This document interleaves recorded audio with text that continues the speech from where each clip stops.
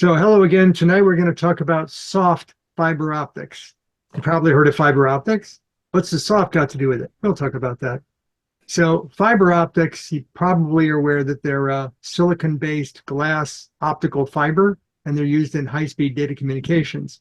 How it ties into astronomy is that all the communications that we interact with all of those Earth orbiting and deep space probes, all that data makes its way to ground stations and then is trunked by a fiber optic cables over the ground to data processing centers and control centers, which might be thousands of miles away. To get the highest speed data, they use fiber optics.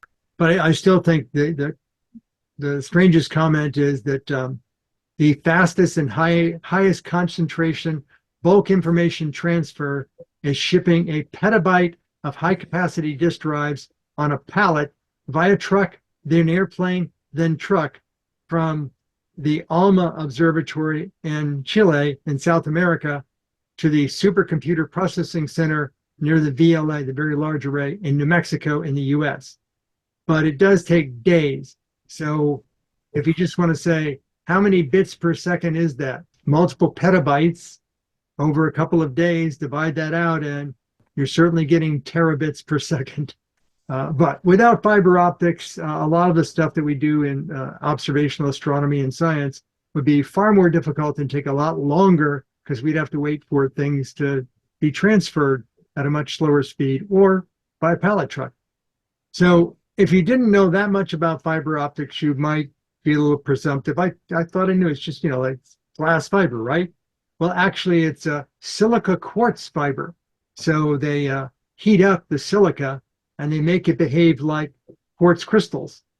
And that's the stuff that makes up the fiber optics, is the reflective surfaces of billions of nanoscopic little quartz crystals that make up the glass fiber. You can also extrude plastic, but that's a lot cheaper, a lot lower performance. It's usually used for audio cables, but we're going to stick to drawing glass for this presentation. And I also thought that, fiberglass, it's silicon, it's essentially sand based. You heat it, you stretch it out to draw it to be very thin, and you allow it to cool. It becomes hard like glass, and that's how you get it's hard fiber optic, it's hard like glass, and it is.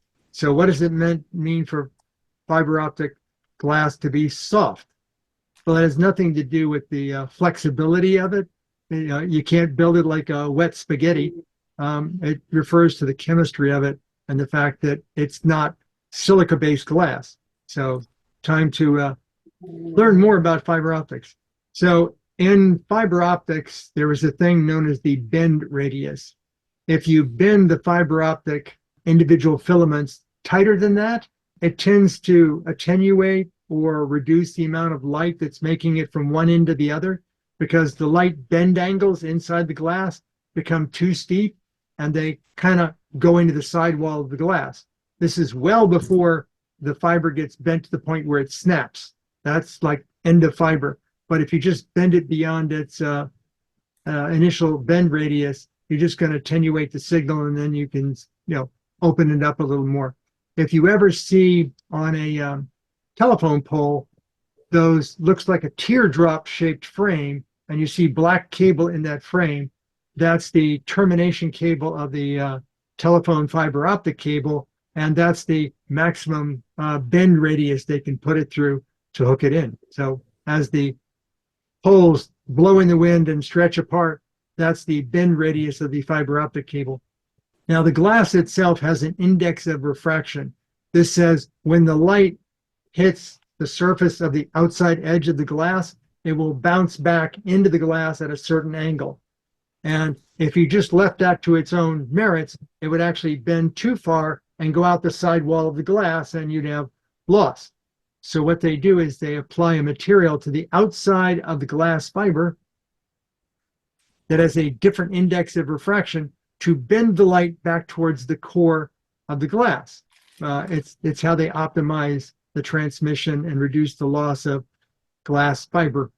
But remember that the index of refraction is different for different wavelengths of light. This is why when you take a prism, the different colors bend at different angles.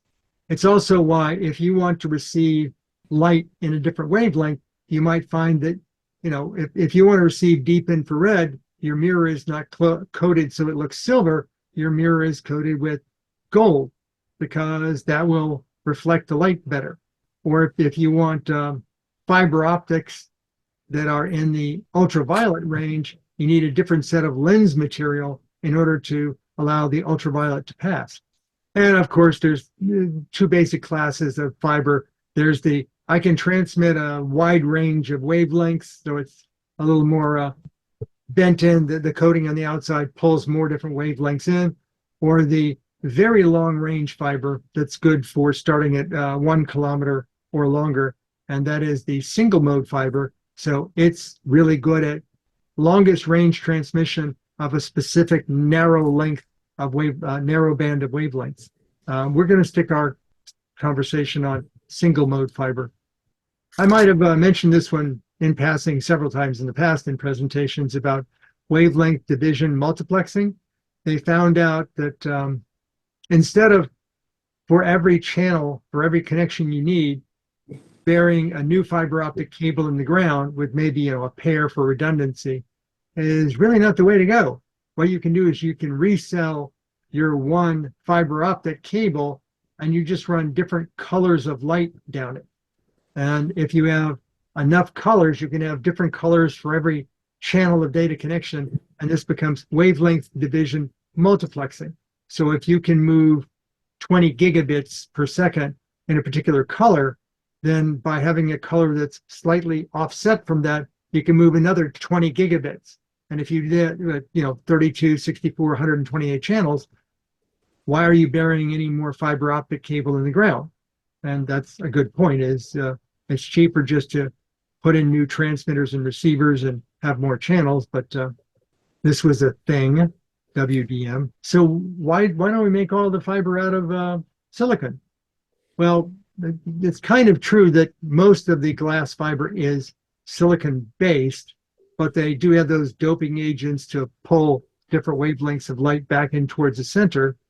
And if you want to transmit at faster speeds, you need to switch the light off and on even faster, and you can do that at shorter and shorter wavelengths. Well, if your fiber is not good at transferring in ultraviolet or deeper into infrared, you can only switch the light off and on so fast before you kind of tap out the light. The ultimate barrier becomes the silicon itself and how it can be affected by light wanting to reflect off of its crystals. So they found out that, well, why don't we get rid of the fiber itself? So instead of having the light travel inside the fiber, they pull the fiber material through a microscopic die that has 4,000 nanometer sized holes through it. And then now you have multiple channels that the light can run through.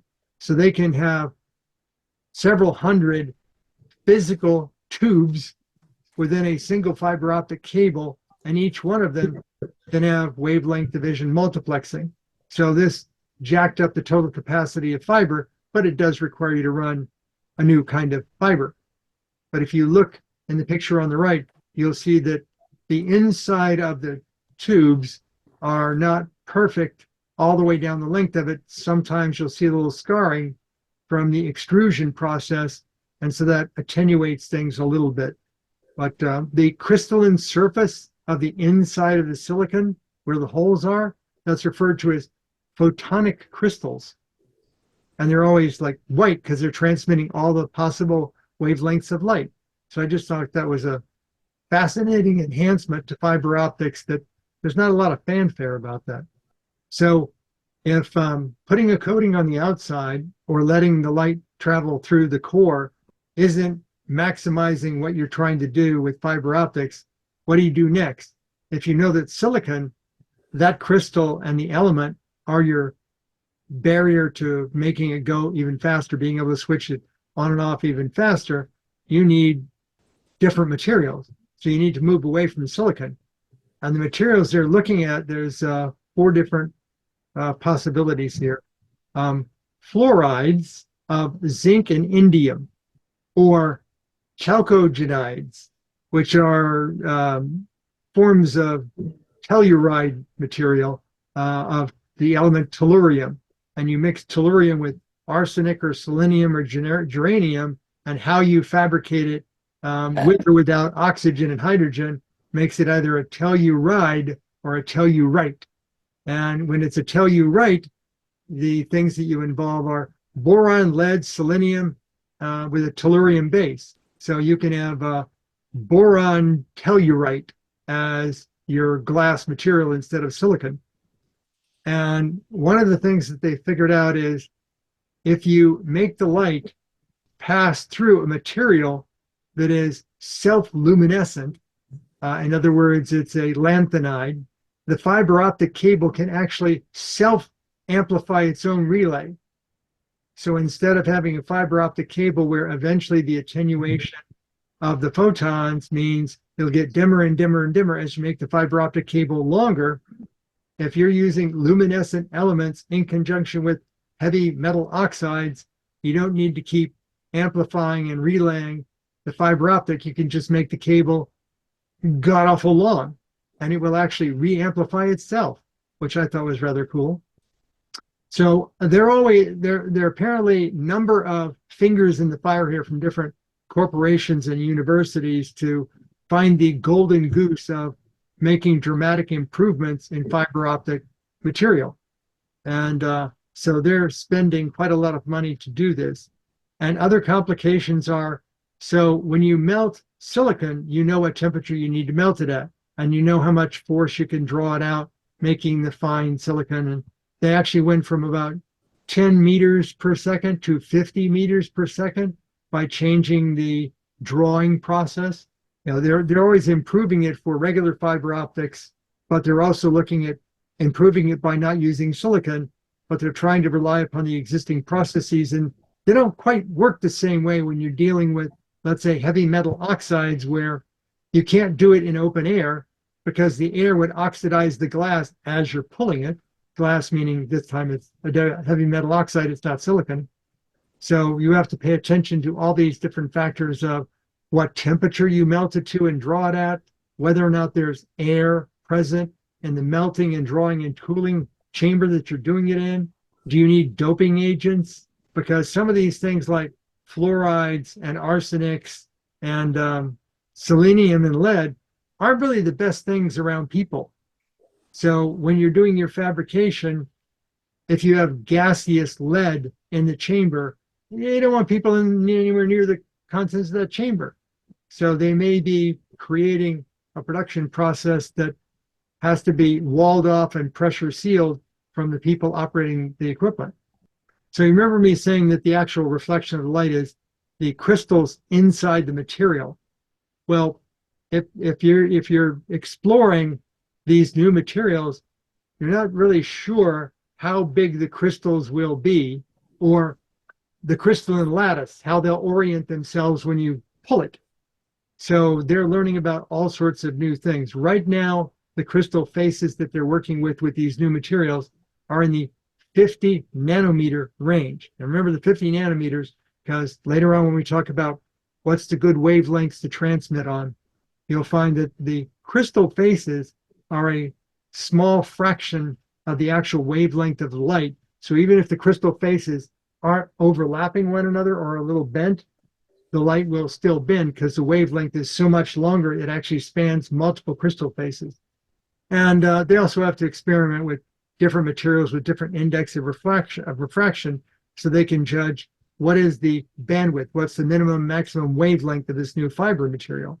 And like I mentioned, the temperature and the gas composition, they have to work those subtleties to get all the crystals growing just right. But what if they don't get all the crystals? What if not every mole of the compound forms the expected crystals? What are left? These are things called nanoparticles. It's just lumps of non-crystalline, non-reflective material. And if you have enough of that, it can distort or attenuate your light efficiency. So if not everything on the inside at the billionths of a meter level is reflective to keep the light going down the path, propagating down the path, then it won't be as efficient as existing silicon-based fiber optics. And you haven't created anything that's newer and better. And you always have to have new and improved. You can't just have same old costing more. You've got to have new and improved, cheaper, faster, stronger. And let's say you do make it work over a different bandwidth, a different set of wavelengths, or you might go deeper into infrared, or preferably deeper into ultraviolet to be able to switch it even faster. And so you need to match the laser diodes that are used on the transmitter side and the sensors used on the receiver side to work efficiently at these new wavelengths, because they spent a long time working with laser diodes to get them to work in silicon at the known wavelengths, and they worked to make sensors suck in every photon they could to maximize the efficiency of the reception side. And as they change the bandwidth, they have to revisit the emitters and the sensors, just parts of the puzzle. And they don't want to lose anything in the process. So we know about wavelength division multiplexing. We know about photonic crystal fiber with these holes in it. We'd like to carry those things forward as we start pulling fiber that's made out of different materials. We want to keep reusing all those holes instead of just one. And we want to keep dividing up the wavelengths so we can get more and more channels. So don't just make it same old, make it better. But there's some aspects that will stay the same, like how they bundle up the fibers into a trunk, into a cable, how they put sheathing on the outside of it to protect it, how they put wire, kind of a wire woven mesh around the outside of the fiber cable to keep it durable. And so you can pull on it to draw it down tubes and such. And you put another thick sheathing on the outside to make it resistant. You can pull it over asphalt or concrete and it won't tear it up. And surprisingly enough, the long length fiber optic cables actually conduct electricity, because if you need a fiber optic repeater out in the middle of the Atlantic Ocean where you've laid a fiber optic cable, where are you going to get your power from? I don't know, 4,000 feet above you is the surface. You could maybe float some solar cells. Now they actually have to send the electrical power down the outside of the fiber optic cable in order to power the repeaters. Fiber is more than data, it's also power in some instances. So here's the comparative benefits, and they've got some work to do.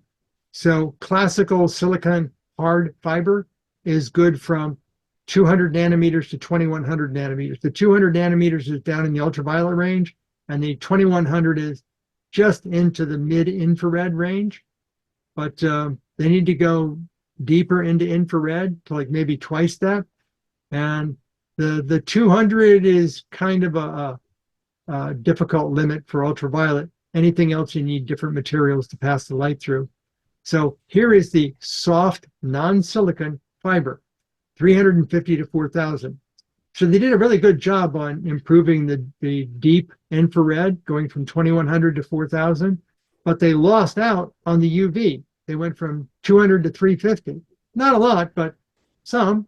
So they need to get back the ultraviolet, because there's a lot of transmitters and receivers that are up in that level. But the infrared, that's good at this point. So what are the barriers to adoption? Well, fabrication complexity. There are no large volume production lines. These are all lab experiments at this point. But the same could be said in the, I guess, early 1950s about fiber optics, that there weren't a lot of production lines yet. And so fiber optics were very expensive.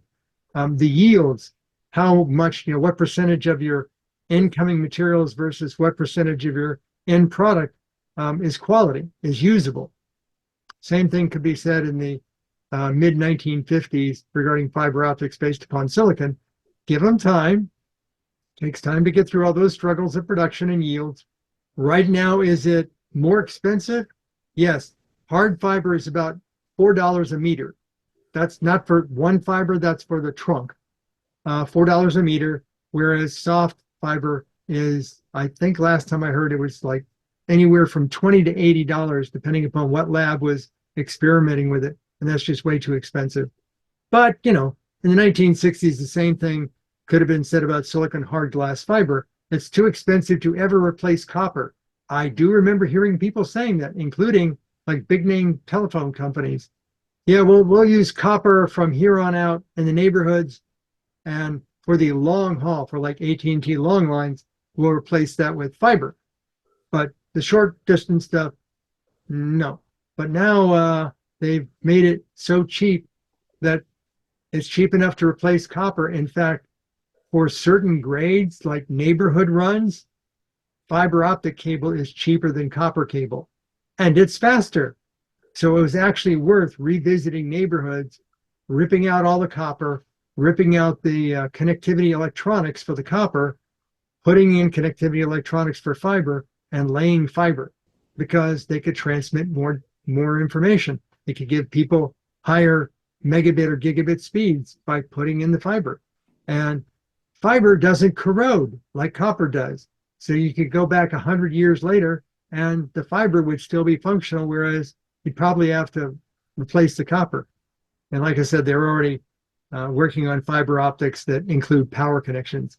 But once they include power connections, maybe the existing fiber optics will replace all the copper cables, so your headphone cables won't have little tiny strands of conductive wire in them.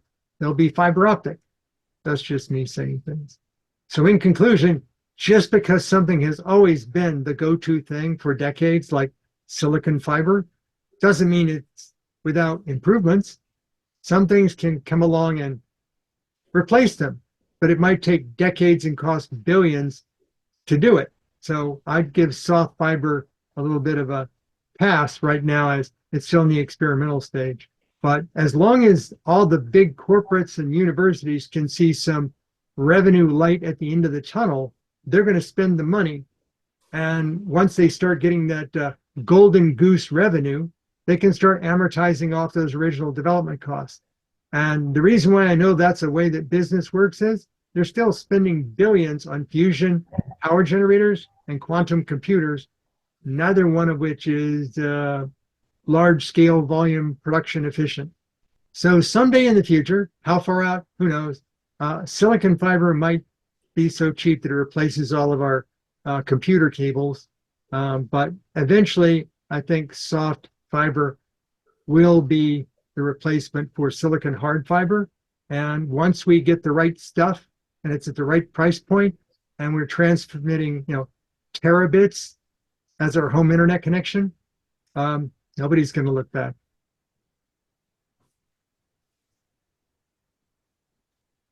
And I've got some links. If you really want to follow the rabbit hole, that very last link, that's actually a presentation given jointly between a university and industry on soft glass optical fibers. And it gets into deep into the minutia, as the saying goes. Okay, I knew it was going to be another quick one. They work well on YouTube that way. How many people knew that fiber optics was such a thing, as opposed to just, yeah, it's the stuff that I call up the phone company and they put fiber in? Well, I have a couple comments that I'd like you to, there are about 3 different topics I'm thinking of. So before you answer, listen to all 3 of them. They don't all connect though. Okay. The first one that comes to mind is, as you did reflect back to 1960, 1950s, I think it's 1960 or 70 when it came out to be sort of popular to have fiber optic Christmas trees. Mm-hmm. And I'm wondering if that's along the same line that you're thinking of with this kind of fiber optics. Number 2 is like, it blew my mind here now. I know I have another comment on it that was... well, then go for number 3. I know, that's what I'm thinking. I'm going to skip number 2, number 3. And number 3 was, I forgot. I'll have to come back. That's okay. I'll respond to one, and maybe the other 2 will be recalled. Okay. There's 2 kinds of fiber optic displays you might have seen. The early ones were glass fiber, and they were actually the scrap, like the unusable scrap of the efforts of big communications companies if they had a bundle they couldn't use because it was like the last 20 feet of a long cable, they just whack it off and sell it as scrap. And so companies were taking the glass fiber and wrapping it into bundles and putting bright incandescent bulbs underneath it. And then they would rotate it. So you'd have this like limp, wimpy thing that was like Exactly. whipping light around. And the downside to that was it's glass. You know how people tell you if you're going to be working with fiberglass insulation, wear a mask and wear gloves because it's glass, it's sharp. So they quickly learned that genuine glass fiber displays, Christmas trees and swirly things, they're probably not the best thing to be selling to the public because Ah, they're going to run their hand through them and break them all up. And then you've got a pile of glass shards lying around. Not good. So what they did was when plastic fiber optics came out, they swapped out the material and made all of the Christmas tree lights and the swirly fan foldy things plastic fiber optics. yes. You don't care that it won't transfer more than maybe half a megabit. That's fine because you're just blinking lights. So yeah, it very quickly went from glass fiber displays to plastic fiber displays, and you can probably still buy those things. Yes. And that's what you're saying, like that was the beginning of what we're talking about tonight. That was actually the inefficient leftovers of the early days. Yes. Yeah. And then I also noticed that when they first came out that there was a lot of talk about healthcare. And I know that we use fiber optics in healthcare too. Yes, in endoscopic imaging. So when you're doing orthoscopic surgery and you shove the probes in, one of the things that you shove in there is a little tiny camera. And the size of the camera aperture is very, very small. How are you going to get enough light on the tissue that you're working on in order to properly see that on the camera? And what they did was they poked another hole in you that was a glass fiber optic tube, and they would put a really, really bright zircon-based light to shine light. It's cold light. It doesn't get hot because it's just the right wavelength. And that light would illuminate your entire internal organ structure. So the camera could very easily see not just shapes, but the actual detail of tissue fibers and colors of vessels, be it arteries or veins, to see what was going on inside. So yes, we in healthcare, we absolutely do use fiber optics for illumination. Illumination using fiber optics is quite often densely packed, microscopic densely packed silica, which is the quartz material of fiber optics, is used in cameras. So you think about the camera chip itself, you want to keep all the dust off of that, but you don't want people like rubbing down the imaging array. So what you do is you put a really, really thin, what they call glass plate. It's actually silica crystal plate where all the crystals are aligned 90 degrees so the light passes across them. And that's the glass plate on top of your camera. So when you go buy, I don't know, a security camera for under $100, a doorbell ring camera or whatever, and you look inside of it and you see there's a little tiny glass thin cover plate on the camera, that's actually a byproduct of the technology of fiber optics. It's fused silica, and it's dirt cheap because they make it in such large quantities. Wow. Well, my last comment, I remembered them all. That was the last one is that, and I thought of Sally with this because Sally likes to do to get copper out of what we have today, how we do stuff today, and she'll take it and take it to recycle it. Mm-hmm. Is this silicon that you're talking that might replace the copper? Will it be recyclable like that, or will it? No, unfortunately, it isn't. In order to make new glass fiber, the stuff they're making the crystal out of has to be as pure can be. So any impurities that they melt down from the existing glass fiber would affect the quality of the process. So there's not much reusability of it. Now, as long as you still have both ends on the fiber optic cable, yeah, you can reuse that cable for other purposes. So, you can take it back in as is, put it on a spool, and then the next time you need, a couple of miles of fiber cable, just pull that out of your inventory and you reuse it. So you're saying to the environment that using this new technology of using this instead of copper will be good for the environment. I won't say it will be bad for the environment, and it won't be specifically good for the environment. Because it's reusable, it will be environmentally neutral once it's in the fiber cable. But remember, it's consuming, to make the cable, some pretty bad materials, arsenics and tellurides and all kinds of stuff like that. And the processing to make those chemicals pure is pretty abundant in bad things. So, well, you're saying you're more likely.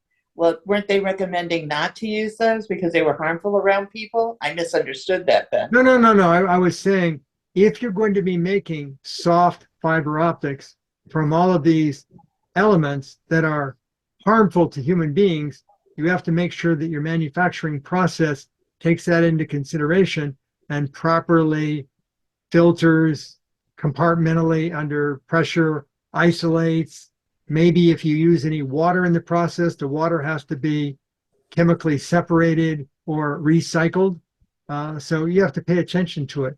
They've spent so much time on silicon-based fiber optics and getting all those problems out that nobody worries about that anymore, because you can do it in room air. You can do it at about 900 degrees Celsius, which sounds like a lot, but it's a very small amount that you're heating just to pull the glass. And you're saying it's economical to do it with the silicon. I was thinking that these other items that they were working with, it might not be economical. It is currently cost prohibitive to consider volume production of soft fiber optics. Silicon fiber optics are definitely cost beneficial because it's cheaper to produce an equal length of fiber optic cable than copper cable, because copper is expensive. And they last as long and it's as durable. And well, the silicon cable definitely lasts longer than the copper cable. Now, as to whether the soft fiber optic cable lasts as long as the silicon cable, I think that's up for analysis, because they're putting some metal oxides in the material that they're melting to make that. And things with oxides typically oxidize. So they may have to make the sheathing on the cable not air permeable. So they've got some manufacturing and production things to figure out before it's ever going to replace hard fiber.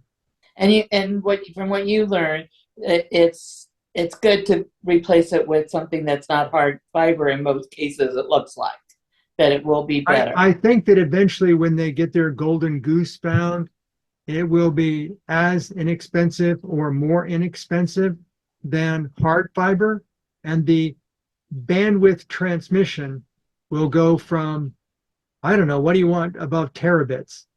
I think it will just kind of go through the roof, that they can now transmit phenomenal amounts of information much faster. And that's all we ever want. Is people ignore how much data is moving over the internet. I thought it was fascinating that there was one guy who one time described the internet as a series of tubes. And then when I saw the crystalline lattice of like the fiber with all the holes in it, I thought, it is a series of tubes. Just kidding. Well, very interesting. Thank you for the presentation. It had me thinking many different ways and remembering different things. Oh, you always have my email address. So if sometime down the road you go, I remember him mentioning something about soft fiber, I forget the soft part. Well, remember, I'm going to post-process the video, put it out on YouTube for the public to see. So you can use, it'll maybe be around 30 minutes. Be a refresher course. You can run it at 2 times normal speed, or you can jump around inside of it. Okay. Any other comments or questions before I stop recording? Hearing nothing.